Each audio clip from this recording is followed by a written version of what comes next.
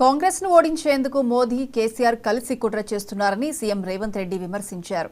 మెదక్ ప్రాంతంలో ఇందిరాగాంధీ తెచ్చిన పరిశ్రమలే ఇంకా ఉన్నాయని, బీఆర్ఎస్ బీజేపీలు ఏమీ చేయలేదని దుయ్యబట్టారు. ఆగస్టు 15లోగా రైతులకు రుణమాఫీ చేస్తానని మరోసారి ఉద్ఘాటించారు. వచ్చే సీజన్లో 500 బోనస్ ఇచ్చి వరి కొనుగోలు చేస్తానని తెలిపారు. అధికారంలోకి వచ్చాక 100 రోజుల్లో 5 గ్యారంటీలను అమలు చేశామన్నారు.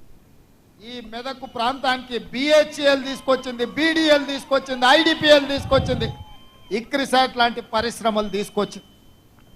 ఆ పరిశ్రమలు రాబట్టి ఈ మెదక్ ప్రాంతం ఆనాడు కరువు కాటకాలతో ఇక్కడి రైతులు అల్లాడుతుంటే లక్షలాది ఉద్యోగాలు ఈ ప్రాంతానికి వచ్చి ఉద్యోగ ఉపాధి అవకాశాలు పెరిగి ఈ ప్రాంతం దేశంలోనే అభివృద్ధి చెంది ఇవాళ ఈ మెదక్ ప్రాంతం దేశం నలుమూల నుంచి కార్మికులు ఇక్కడికి వచ్చి ఉద్యోగ ఉపాధి అవకాశాలు పొందుతున్నారు.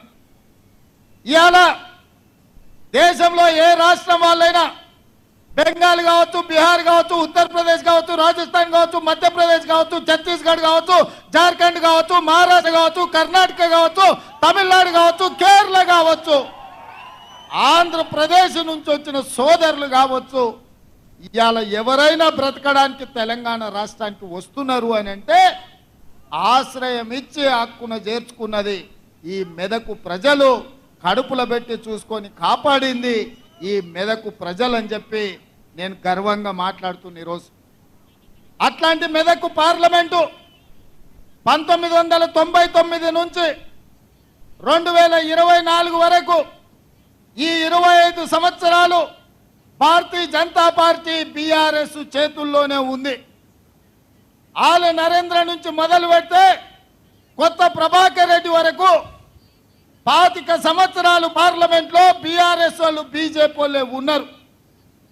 నేను ఇవాళ ఈ జిల్లాలో ఉండే యువకులను, రైతులను, నిరుద్యోగ యువకులను నేను అడుగుతున్నా, మిత్రులారా, ఆనాడు ఇందిరమ్మ తెచ్చిన పరిశ్రమలు తప్ప బిహెచ్ఎల్ కావచ్చు, బీడీఎల్ కావచ్చు, డైనమైట్ ఫ్యాక్టరీ కావచ్చు, ఇక్రిసాట్ కావచ్చు, ఈ ప్రాంతంలో వచ్చిన వేలాది పరిశ్రమలు ఆనాడు ఇందిరమ్మ తెచ్చినవే కదా. 10 ఏళ్ళు ఈ ప్రాంతంలో ముఖ్యమంత్రిగా ఉన్న చంద్రశేఖరరావు ఆర్థిక మంత్రిగా, ఆరోగ్య శాఖ మంత్రిగా, వివిధ శాఖల మంత్రులుగా ఉన్న ఆయన అల్లుడు హరీష్ రావు గారి మెదక్ ప్రాంతానికి ఏమన్నా తీసుకొచ్చిందా అని నేను అడుగుతున్నా.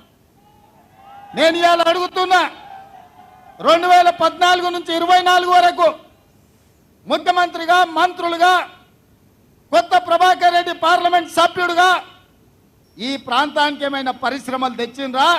ఈ మెదకు ప్రజలు ఏమన్నా బాగుపడ్డారా అని నేను అడుగుతున్నా.